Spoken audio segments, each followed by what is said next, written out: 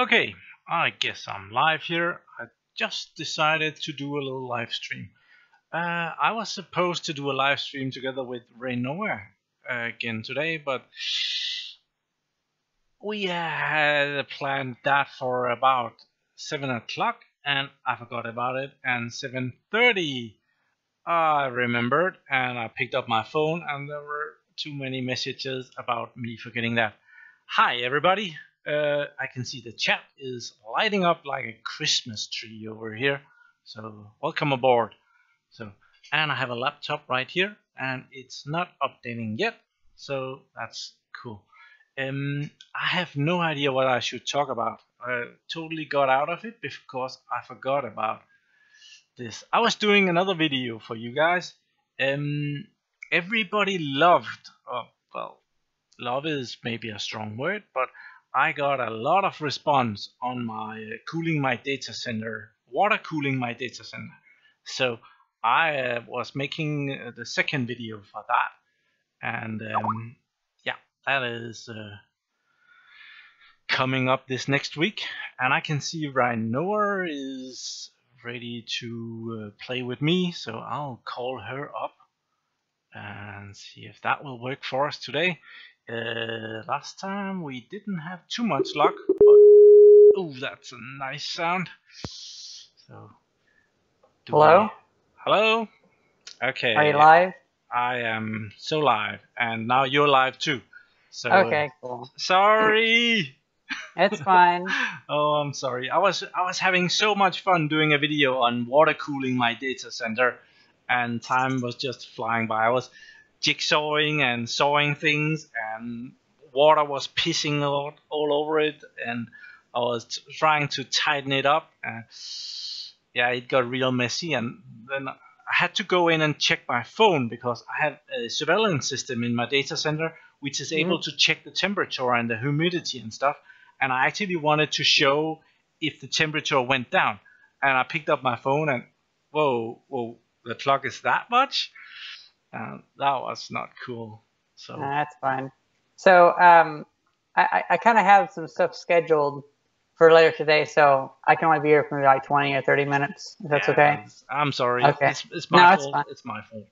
So what I have planned for later today coincides with my show and tell I want to do today. If that's okay with you? Yeah. What do you have to show and tell?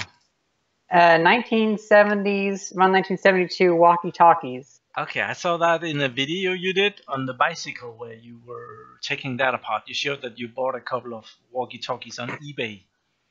Yep, I got some walkie-talkies, and I'm probably going to do some long-distance tests tonight.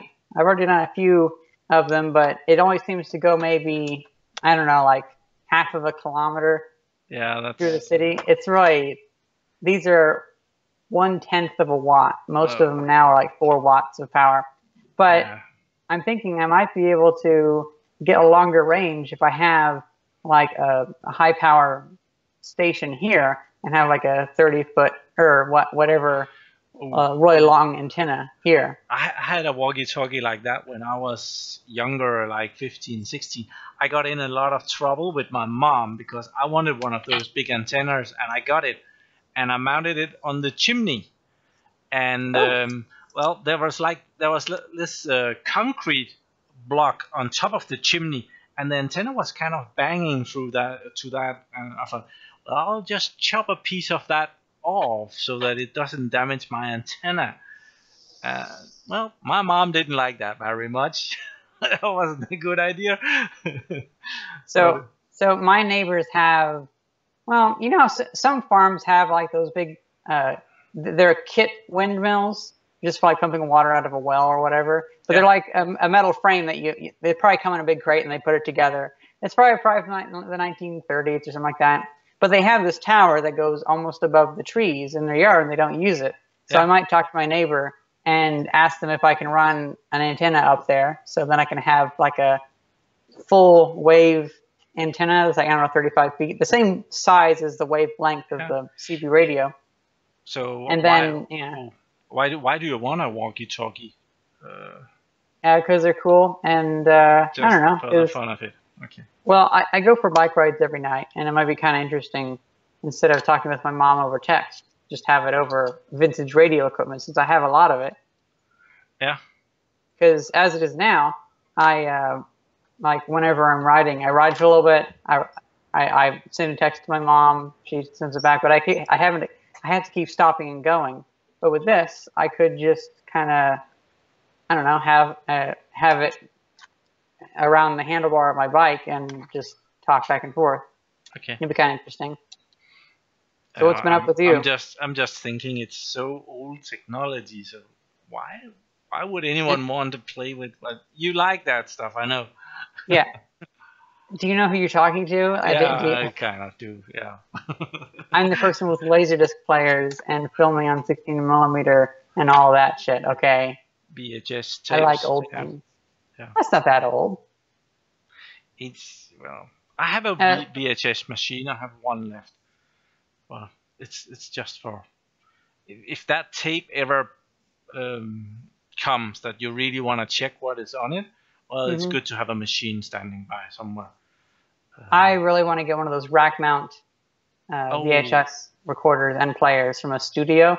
That would be pretty cool. I've seen them before, like at Weird Stuff Warehouse and stuff like that, but they're about $300. I don't know if I want to get them. That's not $300 is a bit much. I had a couple of super VHS machines that I got from my uncle. They were both broken, but they were like $2,000 machines. I had them sitting around for years before I actually threw them out.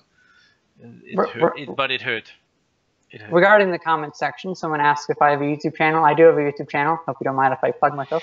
Yeah, I'm sorry I deleted you from the comments because I didn't know if you were going. Oh, the description because I didn't know if you were gonna come on or not. So that's fine. Let's just have this not like a full excess opinions podcast since I can't be here the full time. Yeah, sorry. I'll just post Ranoa's link in the chat here. I have it at hand. So if you want to go check her out, she is there. Done. I really like these walkie-talkies because they have the switch, so you can have two channels on them, and they're discrete oscillators, so you can just pull the crystal out. Oh yeah, I was gonna say that. I had a buddy of mine that holy crap, someone just donated $40. I will order that pizza right away. Yeah, extra cheese, extra. If this super chat gets anywhere out of hand, I might have to be saying hey, maybe you should order me a pizza too. I'm joking. Oh, but that's only my second super chat. It's from Paul Danch. Sorry, Paul. I don't know how to pronounce that, but thank you very much for the $40. So, speaking of what you're talking about with pizzas, have you over there? Do you have the brand Red Baron pizza? No, I do not believe so. They're pretty good, and they're not that expensive either. We kind of don't have any of the United States brands. We have German brands. I think that's cool. Dr. Oetker, I think, is a German brand. Dutch. Sounds of it. Yeah, we have a lot of Dutch and German things because we are so close, and they have so big companies down there compared to us. So we get a lot of that. But well, the best pizza is the pizza that you order and they make it in the shop. And, speaking of that, I have a little rant about ordering pizza. So I've never ordered pizza before, and one time when I was living in Silicon Valley, I took time off work because I was feeling kind of sick, and actually I was feeling really sick, and I was thinking, you know what? I'm in Silicon Valley. There's pizza places everywhere. This is like some city almost, even though out there the city is San Francisco, but it's all a city. And so I started looking up, and I could not find a pizza place that would deliver to Campbell, California, even though it's like an ocean of companies and houses and buildings. I could not find a pizza place that would deliver because I was still too far away. How far were you away? About like 12 miles for most things. Okay, that is a lot. I don't think I can get a pizza 12 miles here. Well, I guess San Jose was closer, so it was like 4 or 5 miles. But the problem is out there, everything is so flat. Buildings, they don't have 2-story buildings, and everybody tries to have some shitty little like 10 by 10 front lawn. When honestly, what they need to do is they need to put everyone together and build up. Because without that, you have to walk 2 miles just to get to the nearest grocery store. It sucks. I was in California some years back, and everything is just far apart. Want to go to the cinema? Well, it's a 30-minute drive. Yeah. In my city, in Aarhus, where my apartment is, if I look out my living room window, I can see the pizza sign from the window. Nice. And yeah, I told you I have like 15 minutes walk to the beach. Mm-hmm. And what was the last thing you were mentioning? I forget. I can't remember. Fuck it, whatever. But I have like there's like 30 meters to the pizza place, and if I walk 30 meters more, there's the next one. So it's not far. Regarding the comment section, someone has an HP ProLiant DL380G4. What's that? I have one too. It's an Hewlett-Packard server. It's generation 4. It has 2 Xeon processors. The old what are they called, those processors? But dual core processors with hyperthreading, I guess, or is it single core with hyperthreading? I forget. I do believe it's dual core. I really should know that. But I'm afraid they're not really fun anymore. I have one just for show and tell. But you can't install the newest operating systems on them. Well, you might, but what about Linux? Could you put Linux on it? You can probably install Linux. You might have some driver issues because they are often hard to get. But yeah, and older Windows versions will run fine on it, but you can get into trouble with the 64-bit. Oh, sorry. You could put Windows 2000 on that, probably. Yeah, that will run, and 2003 will run as well. If you want to run the R2 editions of the later Windows, you might get into trouble because there are 64 bits, and sometimes. Well, I don't have any rack-mounted servers, so if one ever showed up, I would definitely put it to use somehow. Yeah, you need a rack first. Well, I have one. Do you have a? Yeah, you have that little small one. Yeah. Yeah, I have my 3 desktop computers and my digitization. It's more like a video hub. I have like my computer for digitizing video, and I have a VCR and a Laserdisc player, and then a monitor on top, and my collection of Laserdiscs, things like that. I might have to get another one, maybe a full one with like a nice door on it. Like that, open it up. Have like the thing where it has the monitor that comes out. You know what I mean? Whatever that's called. Yeah, it's a KVM switch. Consoles with console screen. It's not a KVM switch.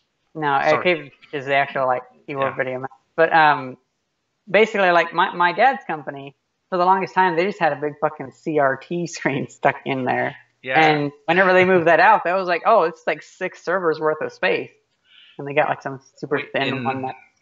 At the place where I work, we actually rent some server space, some racks. Nice. It's so expensive. You would not want to put a CRT screen in there anymore. It's like thousands of dollars every year per you. Speaking of servers, I've recently been watching a lot of talks by, I believe the guy's name is Jason Scott. I believe he works at the Computer History Museum. And in his talks, he always talks about the Computer History Museum. Yeah. He's just a really amazing person. I'm thinking about, probably in a few years, I'm probably going to wrap up all the information I have and send it to him. Like all my raw files, all my YouTube videos, raw videos, and then like all the information, like all my family pictures and stuff like that. So that can become archived in the Computer History Museum. That'd be kind of cool. Okay. Kind of neat little bit of. Weren't you up there? Didn't you visit that at some point? You have been No, at some computer museum. Oh, that's the Computer History Museum. This is the. Did I mispronounce it? It's the Internet Archive. Sorry. Internet Archive. Okay. Yeah, they have the Wayback Machine where you can search through all the old websites. Have you seen that? No, I haven't. You haven't? Sorry. I wasn't paying fully attention. What did you say? Fuck you. So it's the Wayback Machine. It's where you can look through all the old websites from like the 1990s till now. Have you seen that? No, I haven't seen it. Is that cool? Yes. You can look at my channel back in like 2008 and stuff like that. Oh. So basically, like, okay, I'm going to take your front page of your channel.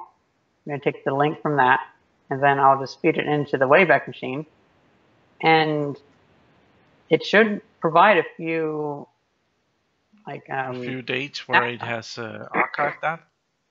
Yeah, it might take a little bit because they're a little bit slow, but I hope they do that. They use deduplication, because otherwise they will really run out of space soon. Someone regarding the comments, yes, I'm still using the X3650 Model 1. It's an awesome server. I have 10 of those, so yes, I'm using them.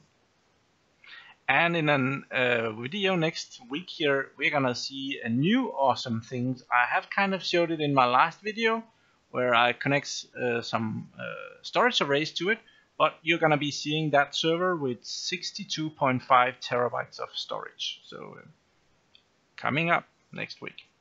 So it looks like the oldest snapshot from your channel is from November 2016, back when you had 16,767 subscribers. How many? 16,000? Yeah, back in November 20th, 2016. I can send you a link to it if you want. Yeah, that would be fun to Oh, I have some other awesome shit to show you. So I recently found a website called Flight Radar 24. You need to look this up. So Flight Radar 24 shows you all the live positions and orientation and altitude of airline flights. Oh, I had that on my iPad when I had to go fly, and you could see when the plane coming in to the airport, and you could see which model it was. Not it? You mean you could see your plane, or see every plane? Every plane, but also the one that I was gonna go on. Oh, okay. That's interesting, because the Southwest app only shows their plane, so I thought that's what you're talking about. But yeah, like right now I can see that UAL 374T, which looks like it's a Boeing 747, I'm not sure, is flying right over my head right now at an altitude of 36,000 feet, and it's going to Houston, Texas. Going to Houston, Texas. And the scary thing is, like, I was thinking, oh, it's probably delayed by like 10 or 15 seconds. No, it's like live. Okay. There is a similar site for boats, for ships. Oh yeah, I remember that. Near the big harbors, you can actually see the big boats coming in and going, and where they're supposed to go, and how drunk the captain is, and so on. Speaking of boats, I think someday I should try that thing where you pay for passage across the ocean on a freighting boat, or a cargo freighter. That would be so cool, wouldn't it? Where do you want to go? Well, I don't know. You've never been out on a boat, or what? Have you never been out on a boat? Not in the ocean, no. But I've been on a small pontoon boat. I'm like thousands of miles from the ocean, okay? Yeah. We were talking about that. I remember that. Yeah. Just last year you saw the ocean for the first time. Yeah. So I thought you might never have been on a real boat. You have been on a. You have some really big lakes in the United States, so. I've never seen any of those though, because they're really far away, about 400 miles away. Which is, it's amazing to think how big the U.S. is. It's too big. Yeah. You guys kind of have, like, when you come over here, you go and you visit. If you go visit Denmark, you ask, could we go see Paris? Well, it's a couple of days drive, but it's doable. Yeah, that seems to be a common thing. Whenever people go somewhere, they always seem to underestimate how big a place is. Yeah. There's this really interesting map that I found from, I believe, 1916 or so, that for some reason it has Europe, but then it has Illinois for scale. It's like, of all the states, why Illinois? Why my state? It's kind of funny because most people think Illinois is shit, which it is, but... Illinois, you have Chicago, right? Yeah. Okay. I try not to think about them, though. Oh, okay, so I found the picture. It's from 1911. That's pretty old. I was kind of surprised, like, why would they pick Illinois? That's weird. But then it's kind of interesting to see how big Illinois is when that's just like 1/50th of the U.S. I don't know if I can click here. I'll just turn to me for a while I click on Renoa's links here. There. Oh, yeah, I see that, and we will share that on my screen. There. I figure it should probably be in the public domain now that it's like 106 years old. Yeah, but I don't know what comes up when we... I can never remember if we have discussed anything that is not supposed to be streamed out. So I just want to show myself before I do this. Yeah, that's Europe, and that is Illinois. It's about the same size as England. Europe at the present time, which is kind of funny. It's like a century ago. Actually, it's more than a century ago. That's about when my house was made. Oh, where did you say the date were? At least on the thing, it was listed as 1911. Although it might have a bit on it. I don't see it actually on the piece, but the website I got it from said 1911. Okay. And I think you can kind of tell because Italy looks a bit different because this is before World War I. But I'll look that up. There are also the 3 states over at Russia. Lithuania. Oh, well, it also shows Austria-Hungary. That's a bit old, right? Isn't that a bit outdated? Yeah. But otherwise, there is a lot of things that are still the same. So. Yeah, because I remember that my great-grandfather came from a part that was Austria, but is now Italy. Because after he left, all the borders kind of changed. Wars tend to do that. Now I did it anyway.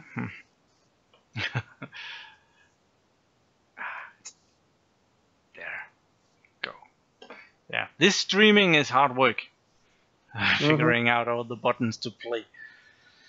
So, whoa, so much Germany in the chat. Yeah. Because Germany is cool. Not as cool as Switzerland, though.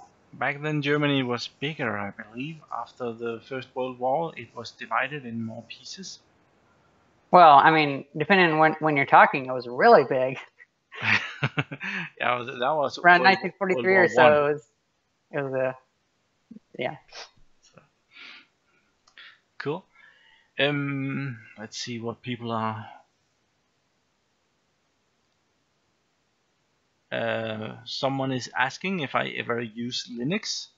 I did in a video Friday. You might have seen that. I downloaded a bootable Linux version that I put on a USB stick, and I was able to boot a server up on that and do some Linux stuff.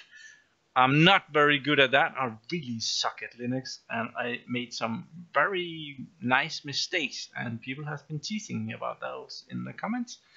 Thank you very much. Do you use Linux, Renoa? Me? Yeah. I've tried before, but I can never find a good video editor that works on it, so it kind of breaks it for me. Although Blender works, so I can do 3D stuff, and Firefox works, so it's almost there, but without like Adobe Premiere or something like that, then it's kind of not really my thing. No. GIMP also works on it too, so that's good. Yeah, I use GIMP also. I think we talked about that earlier, but I just switched to it because I got really tired of my previous editing software. It kept crashing, and it was like from 2000 or something like that. It was really old. And I switched to GIMP because I'm cheap. yeah, well, the other one I had was also cheap, but GIMP is really easy to install.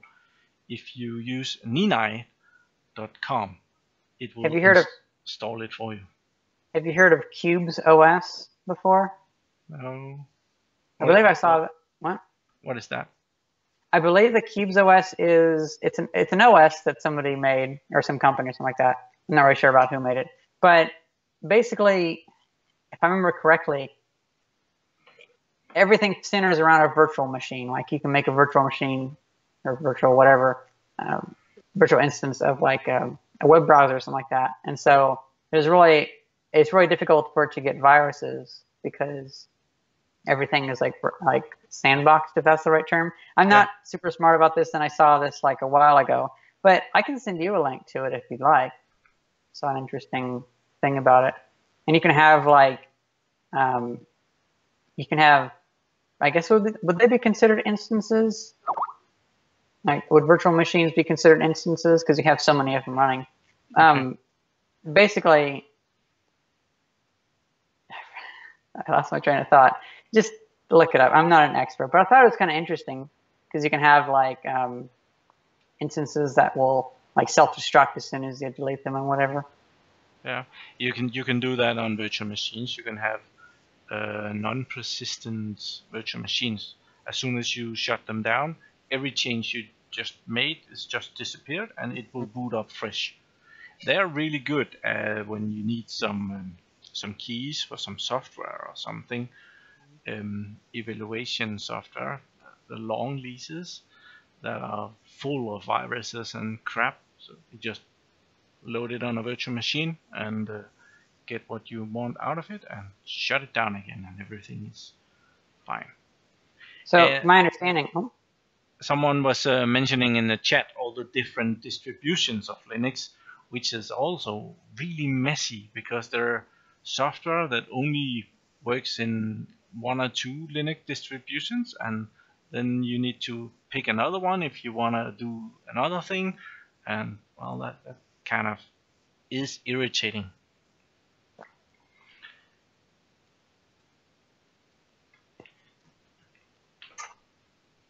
And I was leaving a break there for you to jump in. Oh, I'm sorry. I'm trying to like brush up on cubes because I haven't really messed with it. I wasn't paying attention like you weren't before. Yeah, I know what you mean. Brian says that VMware is great for porn. Ha ha ha ha. Ah, I can see that. Yeah. I don't know what version of VM that is. VHS is great for porn. That's what made VHS a bigger competitor. Have you heard the internet song No, I haven't. Internet is made for porn. Well, let's be honest. Internet is made for pussy. Probably. Both types. Yeah. Yeah, cats and yeah. There is a lot of that on the internet. So like as soon as we can get porn to take off for like the HTC Vive or whatever, then VR is going to take off. But without porn, you can't really have like that kind of thing take off so well. I wonder what because like that's how I believe that's one main reason why the internet took off so well and why VHS took off. And then I think I remember hearing that like 8mm film also did that because people wanted to buy like footage of things and then jerk off to. And so it's like everything, like it seems like most of the scientific things that have become like common infrastructure in the world seems to have only gained that power because it was able to facilitate porn for some reason. So we need to find a way to use porn for everything, and then that will make it like everything the next big thing. Yeah, it must be the meaning of life. There wasn't any instruction book when when you were born, like, and the only thing that is reasonable is that you are here to reproduce ish, Yeah, and I can see maybe that. have some fun along the way. So it's a weird world. But, What yeah. was the size of your first hard drive? It was actually 20 megabytes. I have it in the basement. Oh, really? You still have it? Does it still Yeah, work? it's a West. I have no idea. I haven't had. It was an IDE drive. I bought it used. I had a spare time job after school. I lived outside of Aarhus, but every day I would take my moped and I would drive to Aarhus, where I would clean cash registers at a company. They became really dirty. We have a amusement park here, and every summer they use the cash register, but every winter that company would get all the cash registers for cleaning. Guess what my job was? And I used that money to buy my first computer, and it took months. The first month pay, I bought the case for it, and it was a big tower case. I was paid 1,500 Danish kroners, which is that a lot? $200. That's pretty good. That was a month wage, Yeah. and I used 1,493 kroners. So I had 7 kroners left over from that purchase of that. So when was this, and what CPU did you use? Like was this like 1989 or like Intel 286 or what? I think it must have been around 1992. Okay. So maybe like a 386 or a 486. It was a 386 33 megahertz SX. Nice. My first computer was a Sperry PC compatible, a knockoff of the IBM PC. It didn't have a hard drive. It had 2 floppy drives though, 5¼ inch. And I got it because it got struck by lightning, so the power supply blew up. But I was only like 6 years old, and it was fun to restore that. And I remember I had a couple games for it, like Zork and a couple other games I can't remember.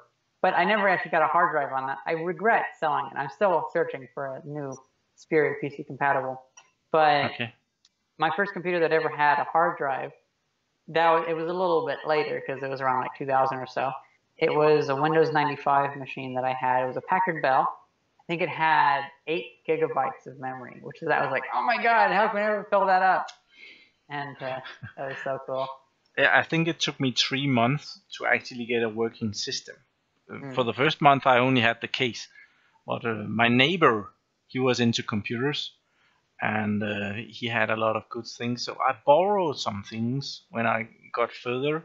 I had the motherboard, I had some RAM in it, and I bought that hard drive, the 20 megabyte hard drive from him for 200 Danish kroners. 10-15 bucks, I guess. Used and old, and so that was just to get me started. And so back then it was DOS. I think I was on DOS 5.0 to start with, and I had a lot of trouble to fit Windows 3.10 on the 20 megabyte hard drive. So it was a lot of installing and removing it again to fit something else on there. Yeah, my Intel 286 has Windows 3.1. It's a bit slow, but I'm thinking I can probably maybe speed it up I might swap out the hard drive. But I never actually messed with many other DOS versions because I haven't found them in the box. So far I found DOS 3.3A, and it seems to work pretty well, but it's also a little bit rudimentary. I'm probably going to see about turning that 286 machine I have into just a really amazing floppy disk copying machine, because I have several hundred old floppy disks that I don't know what's on them, and they're not from me. They were from Silicon Valley, so they could have anything on them. And what I'm probably going to do is I'm probably going to put an 8-inch floppy drive onto my 286. It's not that big. I did see your videos on all your old server PC, all your old PC equipment. I need to go through that again because I have a pretty nice collection, but I need to have space set up to go through it. But I'm probably gonna make a box on the outside of the computer and probably have like the monitor able to sit next to it. I might make a little shelf to hold it because the 8-inch floppy drive is a little too big. You bought a lot of 8-inch floppy drive when you were in California and living in that garage, remember? No, I was living in Campbell. I had already moved when I bought my 8-inch floppy drive. Oh, but the floppy disks. Oh yeah, I have quite a few of those, of course. I even have some Hewlett-Packard ones still in their shrink wrap from 1978, I think. This is pretty cool. Yeah. Oh, I also have that huge 47 megabyte hard drive that weighs, I can barely even pick it up, but it's from about 1978 or so. I really want to figure out how to hook that up because that might have some cool stuff on it. Old stuff, yeah. Good old stuff. Hello, my friend Morten. Hello to you, Miko, in the comments. Yeah. And someone is asking me what I'm using all my servers for. That's a really good question. Lately, it has mostly been making YouTube videos. But I do have a website running from it that a buddy of mine is hosting or making. So that is running too. It does that if my internet connection goes down for more than 4-5 minutes. They will actually call me and ask me what's going on. So yikes. So okay. So I have a little question. Yeah, sure. We have these old Brownie cameras over here from the 1910s to the 1930s. Did you ever have these cameras over there? No, I've never seen anything like that. So basically, this is just a cardboard box that you put film in. It's one of the cheapest possible cameras you could make, and it's sold like hotcakes over here. I'll have to figure out how to open it up. You can say what you were gonna say. The oldest camera we ever had was a box, and you put in the film, and there was like this blitz on the top, and it had 4 sides, and when you took a picture, it would turn around and flash. Oh yeah, that's the flash cube. I have a brand new box of like 50 of those, still in like the store display, like buy these type thing. Yeah. I need to get rid of those somehow. My mom had a camera like that. I think they got it for their honey when they were married as a present. As far as I know, well, we used that when I was a child, and then we got something newer, and at some point I got my own camera. But I've never, I've never really been that interested in taking photos. I've taken by far the most photos when I got my first digital camera. I find still photography to be kind of lame in comparison to motion picture photography, like film and stuff like that, or video. For some reason, I just find video to be much more compelling, I guess. It's just more interesting because it tells a story. And someone in the chat is asking if I've ever encountered a head crash. I think that's referring to the hard drives just dropping the heads down into the plate. That's also whenever they have the click of death, like tick, tick, tick, tick, tick, okay, yeah, I've had a lot of those. Which is always interesting. It's always like 3 tries. So there must be something in the code that tells it try 3 times, and if not, forget that you tried and try again. Yeah, I usually trash at least 5 hard drives every year. I have kind of a lot. Yeah, you have quite a bit. So, someone asked me in the comments yesterday how much storage space I actually had, and I didn't know, so I was kind of trying to head calculate that, and I believe I must have around 150 terabytes. And that's a lot of drives, so they do die eventually. And are they actual mechanical hard drives or yeah, SSDs? they 150 terabytes in SSDs. I would be rich then. I mean, when I worked at Apple, I had to help because they had like 16 server racks full of SSDs that I just like. I spent days just pulling them out because I had to pull them all out and test them and stuff like that. I've never seen that many SSDs. It was probably like a pallet full of SSDs, and I was able to keep a couple because there were so many. Oh, good SSDs. Okay, I have my first digital camera here. Oh, what is that? It's a Fuji Pix, Fine Pix, 6S602 set. That's kind of cool. It was expensive like hell. What's the resolution? It was 3.1 megapixels. Not bad. Any video? Yeah, it could 640, I guess. It wasn't. It was before you could really do video. It's like VGA. It wasn't great. Yeah, it was. It recorded on the SF cards. Oh, nice. CF. What was the CF cards?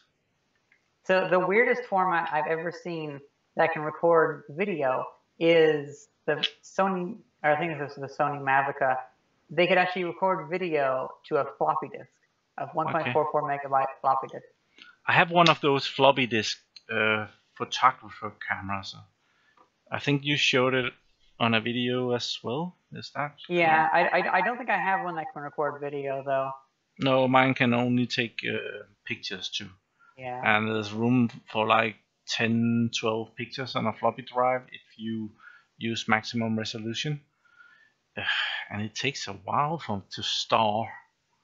Here's something interesting I heard about. Have you heard about helical sector writing on an old floppy disk? Or it's where it's a spiral instead of just having circular sectors on a platter. Have you heard about that? No. So basically, back in the 80s, somebody figured out that for some reason, instead of having perfectly circular sectors or whatever, or tracks on a floppy disk, that if you just have it as a spiral, that you can actually fit like 1.85 megabytes onto a 1.44 megabyte disk. Yeah. And what that did was anybody that tried pirating a game, like I believe it was. Oh yeah, Karateka. Then it wouldn't fit. Yeah, they'd have to have two discs, and so then all the pirators would have to put in a stop in the game, like insert disc 2 or whatever. Speaking of inserting discs, I also heard that Karateka on the Commodore 64, they actually had an Easter egg in the disc. So it only used one side, but they had a whole other game on the other side of the disc. So if you put it in upside down on accident, the game would play upside down. Oh. And so then somebody would call them like, "Hey, why is this game upside down?" And then they would say, "Turn the disc around." Flip the disc over, and then. We had a Commodore 64 at home, and a Commodore 128, and a tape recorder also. And some of the games, they were rather long, and it took a while to load those from tape. And they would have a waiting game, a little plane in the bottom that you could shoot. It was like Space Invaders, and it was a pretty good game. So sometimes you just press pause on the tape recorder, so you could play that game for a little bit until. I found that the best way to save Apple II and Commodore 64 programs is on the big reel-to-reel audio players, because then you can have like gigabytes maybe of storage. You never want to do that because it would take like hours to play through. But yeah, regarding the comment section, someone asked me if I'm ever going to update my solar setup, and yes, I plan to. Although right now I'm focusing on powering my electric bicycle off solar. I have 2 more solar panels that I just bought, so it's 200 watts of power. But I'm thinking about building a second power system, and I'm going to try using a lithium battery now. So I'm going to try to put this on my house. And yeah, tons of little stuff. I don't know when I'm going to get around to it, but as it is now, I've been able to run my electric bicycle off solar, and so I think I might try stepping that up a little bit. Okay. Regarding the comment, someone asking me if what I think about the Fujitsu Primary RX300. I don't think about it because I don't really know that server. RX300, I think it's getting oldish. No, it has an E5640, so it's not that old. But E5640 is a good CPU, so yeah, $300, probably not unreasonable. Regarding the comment section, Thomas Smith says that, you don't have to play Commodore 64 tapes halfway because it doubles it over. That's cool. I never even knew that. Although you might have error issues, but still, kind of neat. I might have to check that out. It loads the game twice? Or it plays through the sound twice in order to make sure it gets in okay. Okay, it takes a while to load one of those games. Yeah. It was a real big step forward the day we got a floppy drive for our Commodore. Oh. Would you like me to give you one of my programs? I have a sound file. Oh. Is that playing Imperial March? No. Oh. It's why would I do that? No, this is a screensaver I wrote for the Apple II. But you can play it as a WAV file. You can play it as an audio file into your Apple II from your computer instead of using a cassette player. Ah. And so I'm thinking about actually distributing homemade programs through YouTube. Like you click play on YouTube, click load on your Commodore 64, your Apple II, and you get to load it. Listen to the program. Yeah. That's cool. We had way back when I started thinking about I wanted to make films. I had a lot of problem with storage, and back then hard drives were expensive. We were still in the megabytes. Like my biggest hard drive was 512 megabytes. It was a Western Digital, and at the time, I think it's a wretched drive. And at the time, you could actually get a thing so you could store things on VHS tapes, and they would be able to store 1.5 gigabytes of data on a VHS tape. So yeah. I was thinking hard and long about that, but I never got around to it.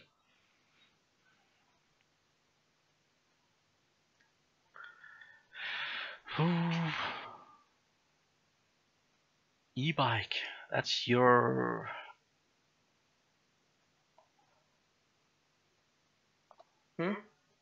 Oh, someone was typing about e-bikes. That's your thing. Yes. I was looking at one yesterday. I was out shopping and I was in a store and they had like e-bikes. So I looked at it and I was sending you happy thoughts. What? How does that work? I didn't receive any happy thoughts. Oh. Didn't you have your antenna? There you are, the happy thoughts receiver. Yeah, those antennas are really fragile. You don't just have to bend them once and they're broken forever. Oh yeah, especially these are over a meter long. Yeah. These are pretty long. I'm thinking about modifying it to have a 10-foot antenna on it. That should give better reception. Yeah. Boom, boom, boom, boom, boom. Wash screen. Okay. Regarding the comments. Yeah. Continue. Regarding the comment section about pedal assist bikes, I'm not a huge fan of pedal assist bikes. It always feels so strange having to pedal. Also, I don't like it because sometimes, like a couple times, I've hurt my foot and I didn't feel like pedaling, so I just let the motor go. Having pedal assist kind of seems a bit, it's limiting it for no reason almost, I guess. Don't you pedal along when you drive your e-bike? Yeah, but I don't have to, and most of the time I don't. You just use it like a moped? Sometimes, yeah. Especially when it's super hot outside. Like if it's around 40 degrees Celsius, yeah, I'm just like, fuck it. I'm just going to let the motor do the work. What about your electric car project? Did that die totally, or is it just on a? Electric. Oh, I'm not a fan of cars, so it's more of just a collecting thing. Oh. I might make it with someone else though. Grow it in the comments section. Zach R. Yep, I'm trans. Kind of just androgynous, but whatever. So yes, what you saw on Google is true. Back to the car though. I'm still wanting to see about moving my Nissan Leaf cells into my Mercury Zephyr, because I'm thinking now I might want to modify my 1981 Mercury Zephyr. I can pull up a picture if you'd like. That's the green car, right? No, it's red. The green car is... Is that the real car that you inherited? The real car? Yeah. They're both real cars. Okay, sorry. I've had my first car was an electric car. Oh, neat, really? I actually had an electric car as my first car. It actually, when you climbed into it, it had a big poster. Oh, I have to go up here. It had a poster in front of it. It says, "This is not a car," and it was. But what are you sending me there? You might want to show them. That's the picture of the same. Well, it's the same model of car that I have in the same color, and then. Okay. I'm gonna have a city car. I'll find a picture for that. Okay, minimize that. I think I might be able to find my car as well. My electric car. It was a Danish-built car. Boom, boom, boom, boom. Just talk amongst yourself. Hmm? I'm trying to find a picture for you. Okay. Let's see if I can. Here's the 1970 something city car. Although I didn't get the commuter car, but I will. Okay, I'll cheat and I'll show my car first. This. You probably you can't see it yet, but I had a red one like this one. This was actually my first electric car. That is so fucking cool. Yeah, I shouldn't have sold it. I bought it for like 2,500 Danish kroners, which was a really good cheap price. And I drove it for about a year, and then one day it wouldn't climb the hill to work. So like 2 kilometers from work, I had to call my coworker and said that the battery was drained and if he could help me. So he came in a Skoda. You don't know that model, but yeah, I've heard of it. Yeah, back then that was the most crappy car you could imagine. They've done a lot of good changes, so that brand has become a lot better. But he came in a Skoda and he pulled me the last little bit to work, and well, I never really drove in it after that. So what kind of batteries was it? Was it lead acid or nickel cadmium? Yeah, it had 3 batteries, lead acid, big ones.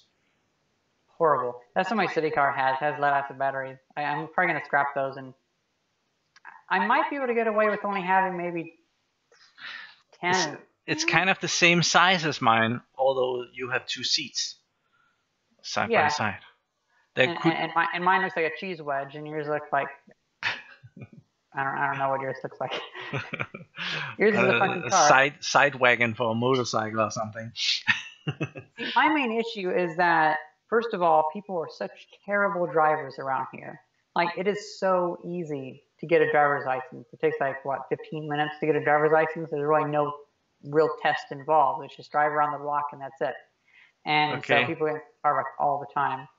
And then the other issue is there's nowhere to really go around here in a car. So if I had a car, I'd probably never use it anyway. But I guess the third thing is there's such a strangely strong car culture around here that the contrarian in me has to be like, no, screw that. I'm not going to have a car. Just despite all the people that say you have to have a car. Yeah. Okay. I've had a car since I bought that one when I was like 18 or something. I'm not sure, but actually, I had that red car, the electric car there. You saw that, and then me and my mom's boyfriend, we went to a home improvement center to get me a charger for it, and the charger was too expensive. But when we came home, I bought an Audi car, and Audi, it was a really cool car, like $15,000 car, used though, but yeah, that was my first real car, I kind of called it. Regarding the comment section, somebody said that in the US you have to have a car, and honestly I'm finding that's not true because an electric bicycle is really more than enough for most things. And somebody else said if they lived in Trumpland they would get a Tesla, and I agree with that. Teslas are really nice. Me and my manager went on a really nice long road trip with a Tesla, and that was pretty cool. He also offered to let me learn how to drive with it, but I was like, nah, maybe I should know how to learn how to drive with a Tesla. It's still too much power. Often the cars that you learn to drive in are really nice cars. Also over here there's Audi, Mercedes, and BMWs for training cars. So one trick is to learn how to drive or to pass your driver's test with a tractor. It's easy. You're never going to mess anything up with a tractor. But and if you do, they're not going to be talking. So you never got a license, even though you can do it in very short time? No, because the barrier of entry is too low. I do not trust other drivers. And I also don't trust myself because since there's no because I would like it to be like at least a couple-week class that you go to like drill the stuff into your head. But around here, it's too easy and people will die too quickly. That's why car deaths are so high. And I've been in too many car wrecks where I kind of put off the cars. Okay. Here it's very hard to get a driver's license and very expensive. I think if you're really good, you can get around to it for about $4,000. That's good then. So you need to have a sizable barrier to entry to keep most of the idiots from driving. Because I would say there's a good 40% of the people that drive shouldn't be driving, at least not with their current understanding of driving. Yeah. Well, I used to drive really shit too, but then I got a van. I got a Mercedes van, and it couldn't drive very fast. And if you drove just the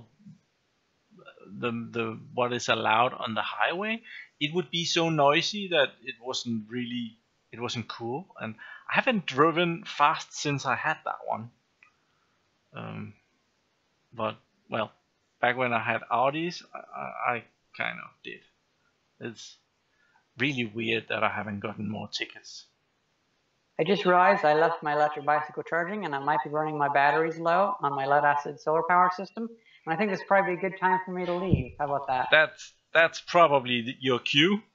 Yes. The shit is on fire. No, it's just that the low voltage alarm, it doesn't fucking turn off the charger. It just starts beeping. Just turn off the charger. Stop beeping.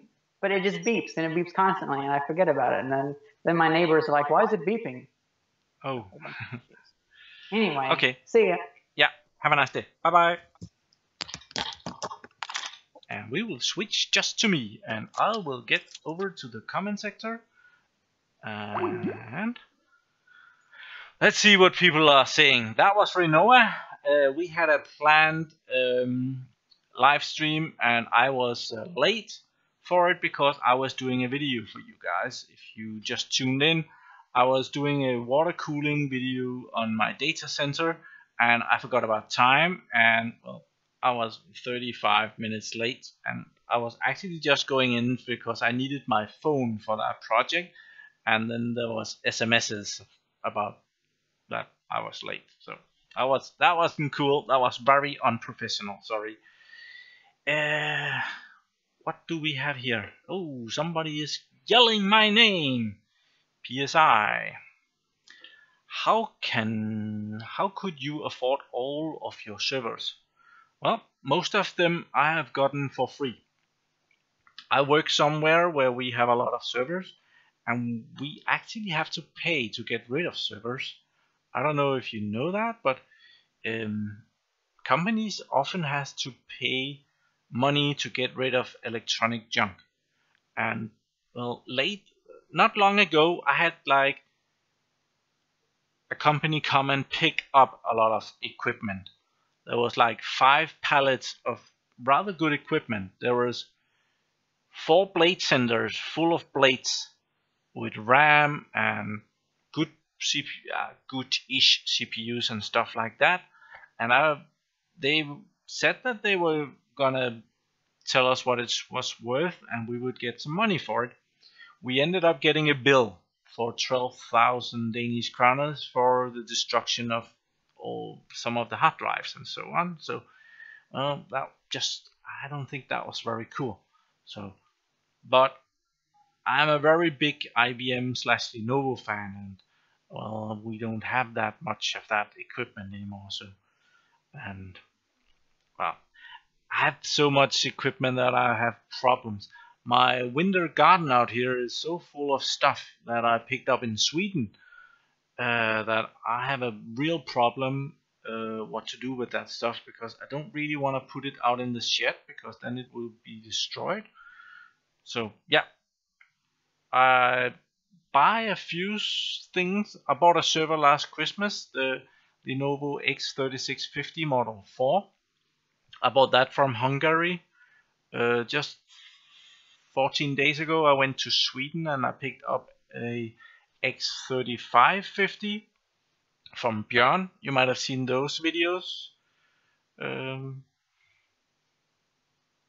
So yeah, that's kind of where I get my servers. I do also use a lot of money on spare parts for them, like kind of all of my YouTube money and then some goes into playing with this. So more questions? Oh yeah, PSI.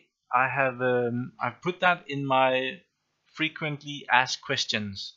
It's under the About tab on my YouTube channel, and I often get that question, so thank you very much. And Thomas Schmidt, I really have to check. I'm not very good at names, but I do believe that Thomas Schmidt is one of the very nice people that has been offering me a lot of good stuff lately. So I just want to check that. Just a second. Oh no, that's the wrong Thomas. Good thing I checked that. So sorry, Thomas. I was confusing you with another Thomas. Let's see. The seller in Sweden was Interbolt company in Budapest, Hungary. Okay, I don't know what that is all about.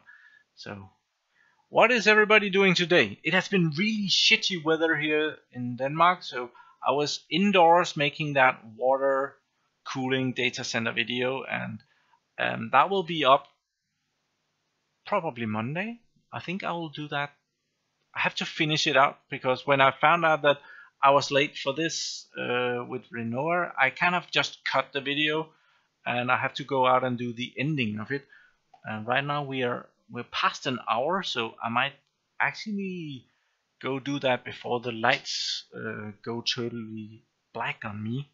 It looks like it's very light outside, but that's the camera adjusting for low lighting, so that's totally cheating.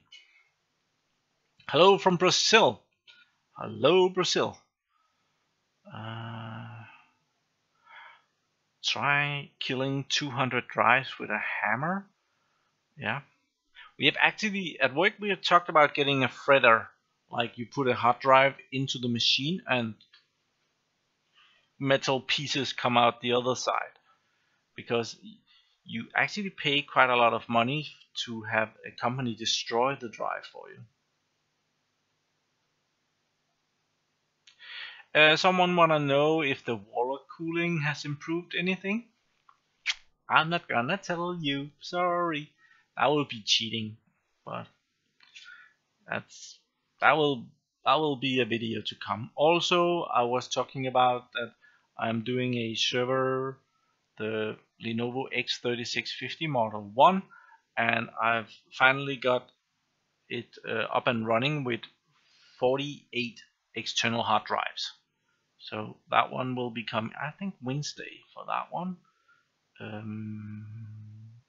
Yeah, I haven't edited it yet, so that is coming. Florida, yeah, I would like to be there. I'm on vacation and the weather is just crap. That's so irritating. Yesterday was kind of nice. Today is just back to shit. Oh, in Greece, I've heard that the weather in Greece is awesome right now. Actually, probably a bit too hot. I am not. 25 degrees is very nice. Much over 25 degrees, and I start to melt. Wisconsin here, so that's cool. Hello, I finally made it to a live stream. Yes, you did, Jason Hill. We have been awaiting for you. Where have you been? So cool. Brian is here. Awesome. Tom Miner from Germany. Hi.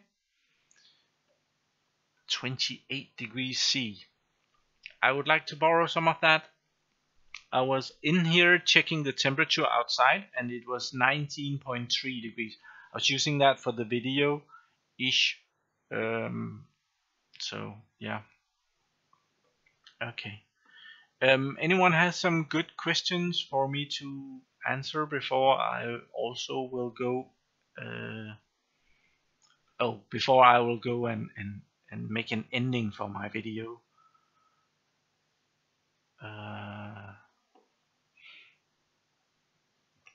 Oh, he has been busy liking all the videos from the start, from your early ones. Yeah. Doing YouTube videos, it's pretty hard. The first 100 videos you make on YouTube, you really hate yourself. You sound so stupid, and everything you just do is just so bad. But after video number 100, you get used to it.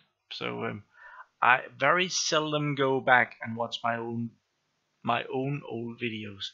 If someone makes a comment to a video and actually put in the time code and ask a good question, what do you mean about what you said at this time zone? I might go and click that and see that little part of the video to actually give a good reply to the question.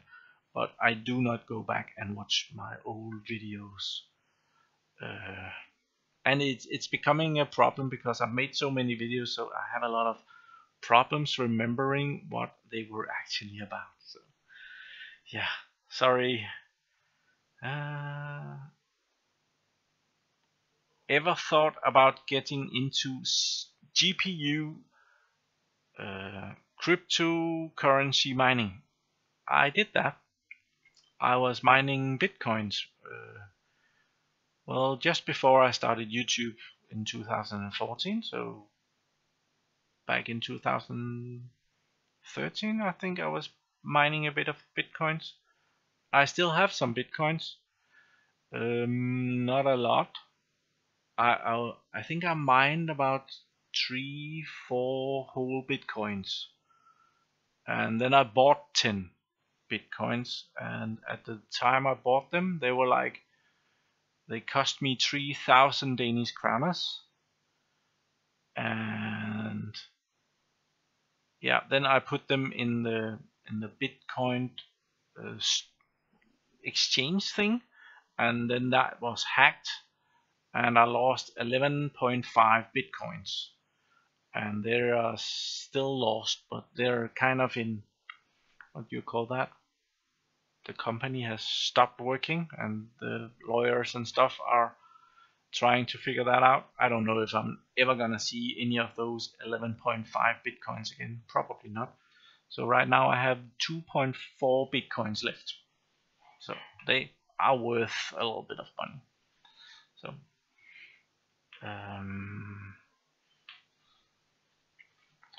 ja, we learn German in school in Denmark, aber ich bin nicht sehr gut auf Deutsch. Ich bin sehr schlecht sprechen Deutsch. Entschuldigung. I'm so bad at Deutsch. Sorry about that. Let's see.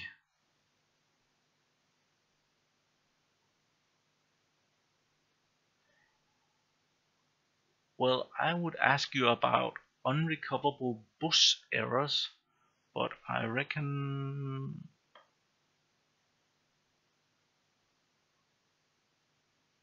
okay. I don't know what you're asking there. Sorry. Have you ever, if I've ever visited Germany? Yeah, I'm in Germany regularly. If you don't know, a lot of stuff is really expensive in Denmark, so we often go just over the border to Germany to do some shopping and go back home with the stuff. So I've been in Germany 20 times probably. So usually go there once or twice a year at least.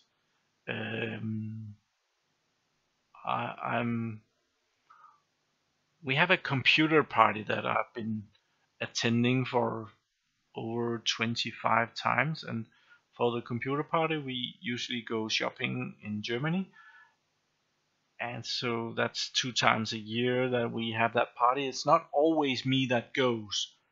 I have been lucky not to have to go every time, but well, I often take the trip to Germany and go shop. So ja, ich habe in Germany been. Sorry. And hi Morten. Hi there, Shawnee Singleton. I'm butchering another name, sorry. So, how to learn German when moving to Austria?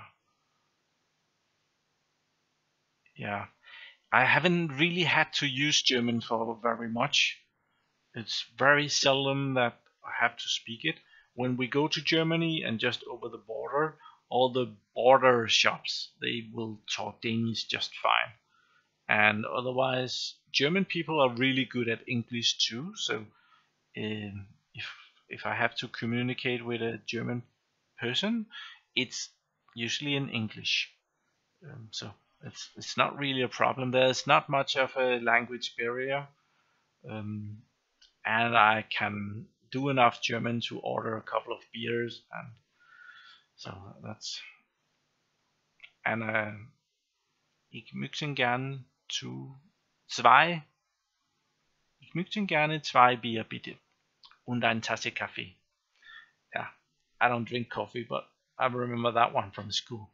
So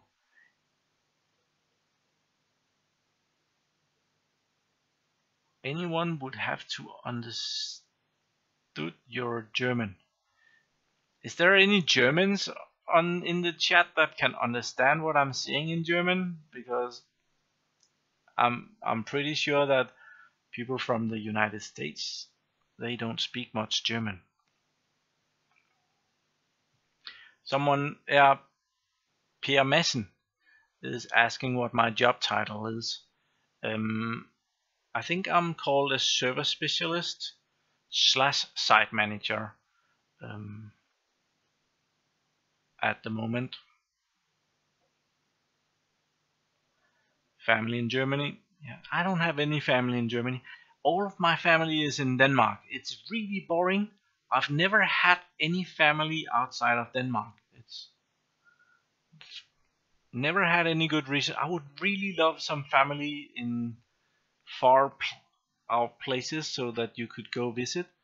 I would have loved to have family, well, even in Germany, to go on summer holiday and visit family. That would have been so nice, but well, I didn't have any. Yeah, we have one from Switzerland. And yeah, Switzerland, you speak German as well. And another one from Germany. We have a Brit from Britain, so you probably don't speak much German.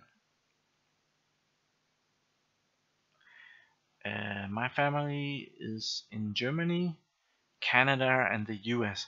Well, you probably don't visit all of them that often, but it would be cool. I really enjoy when I do go on vacation to go visit people that I know. That's the best kind of vacation ever. If you go and visit people that is already there and is living there.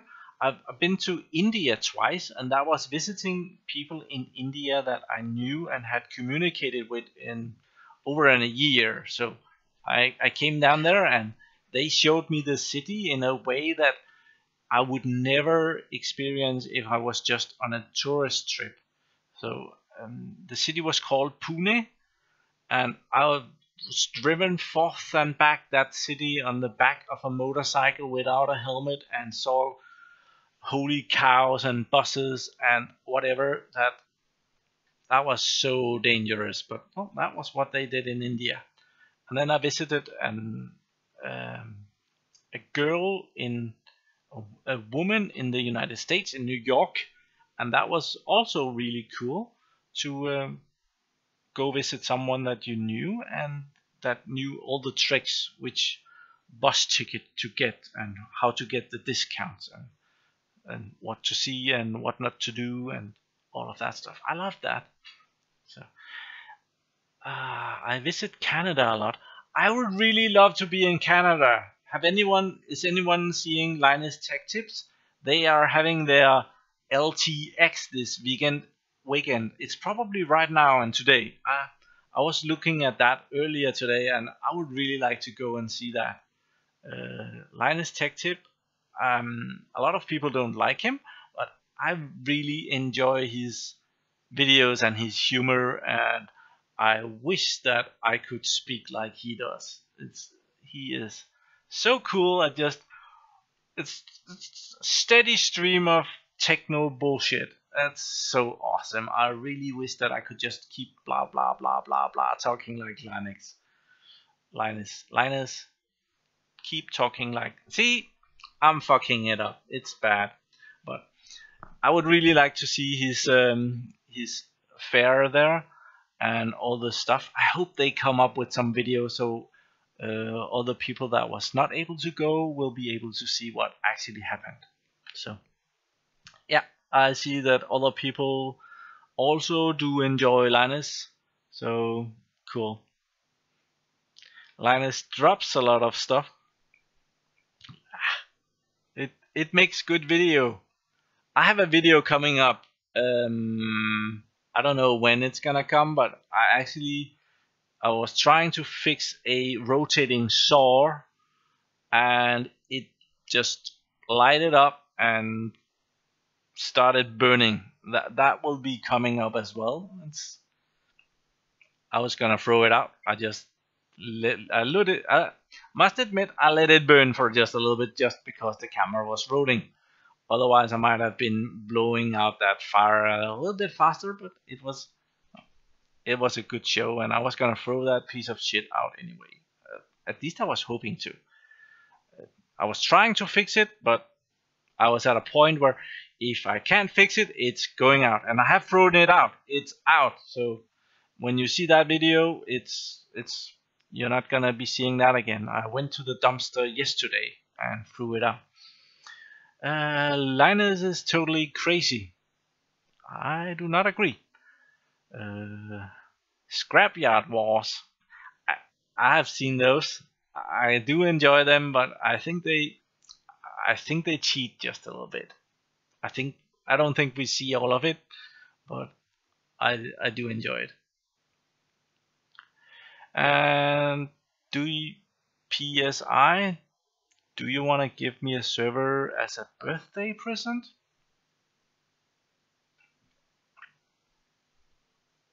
I don't think so. I don't know where you're from, but I might have a really crappy server. But shipping is so expensive. you know that I usually put a links in the description of my videos. Whatever I'm playing with, it could. It's not usually. It could be a flashlight. Like if I'm playing with something, I'll put a link in the description, and that's for Amazon, because early on I did some Amazon affiliate thing and signed up for that. The lighting is really become. I'm so bright over here. Well, back to the Amazon, and well, that actually does make some money on Amazon, but it's in the United States, and Amazon in the United States, they don't really send their stuff to Europe because they have an Amazon in England, and there's an Amazon in Germany, and there is also an Amazon in, is it Switzerland or I forget. So they don't really want to ship overseas, which is a problem for me because then I have that money sitting over there at Amazon and have to use that somehow. And I have figured out how to do that, but shipping is really expensive. Even though you get free shipping from Amazon to some place, and then that place will ship it on. So that's really expensive. So, oh, I'm falling behind the chat here. Yeah, you'll pay for shipping. Just buy a server over there. Where are you at, PSI? Captain Slow. I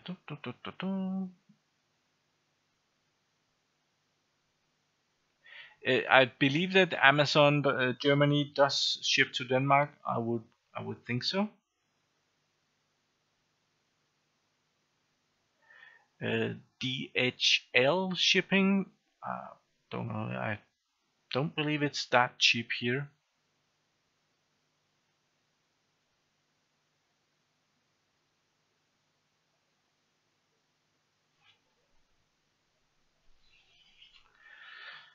Yeah, and Sean Skilton is referring to my April Fool's video where I added resistors to my memory blocks.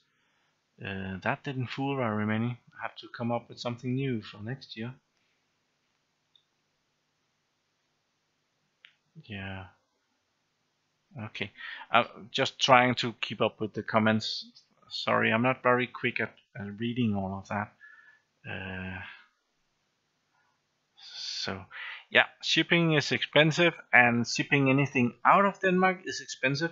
Last year I shipped a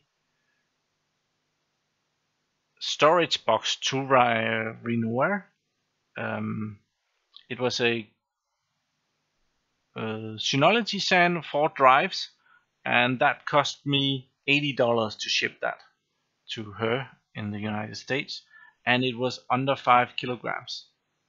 So a server would probably cost $200 in shipping, so it's not worth it. It's much cheaper just to buy the server in the United States, if that's where you're at. I've heard that Brazil is really bad for used hardware and taxes and stuff. Hardware in general, that you have really bad taxes on that.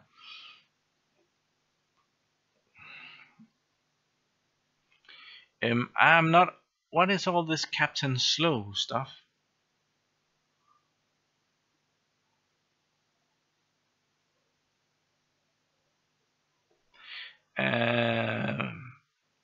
Do you think you will make a video on turning an old 1U into a pfSense router? Why should I? I actually do use pfSense, but I use it on a virtual machine, and I just have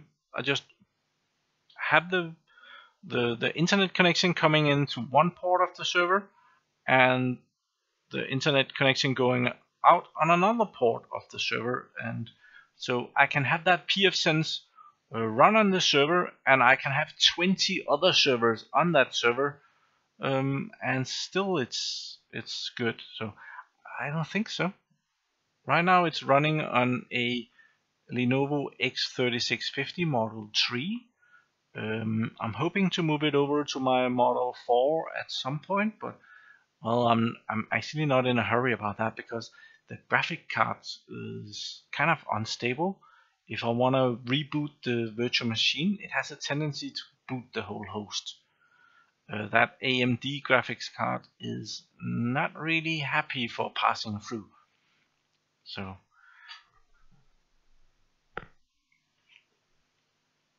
I have used pfSense for a couple of years too now, so yeah, it's a really good thing.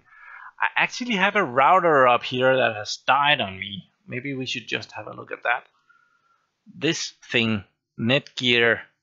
Right now I have bypassed it because it has a tendency to just jam up. Even mostly I'm using it as a gigabit switch. I have a network connection coming in.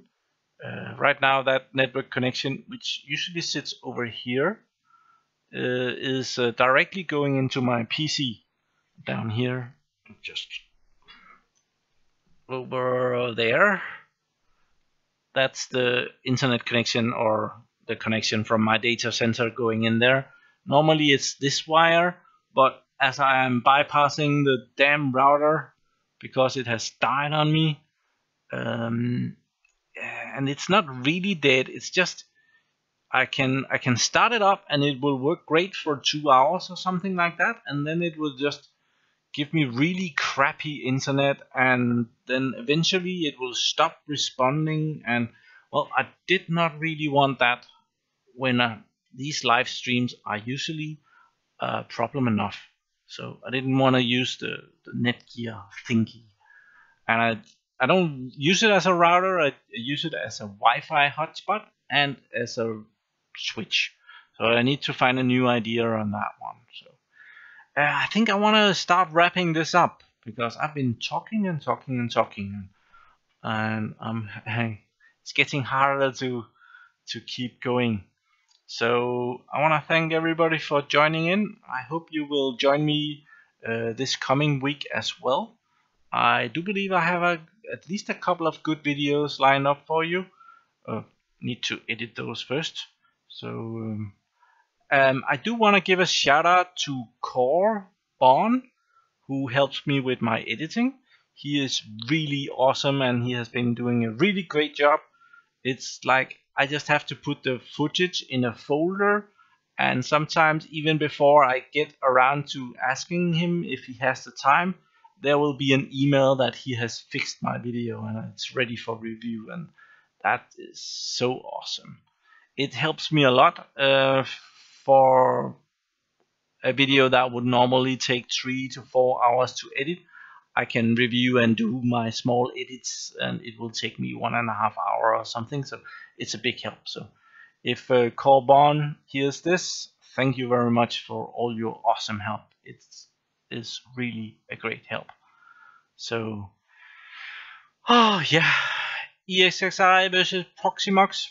Someone else will have to do that. Thank you everybody for joining me. That didn't come out right. Thank you everybody for joining me. Thank you very much for watching my videos. Do subscribe to my channel so that you can see me again. And have a really nice day. Bye bye. And we'll stop the stream.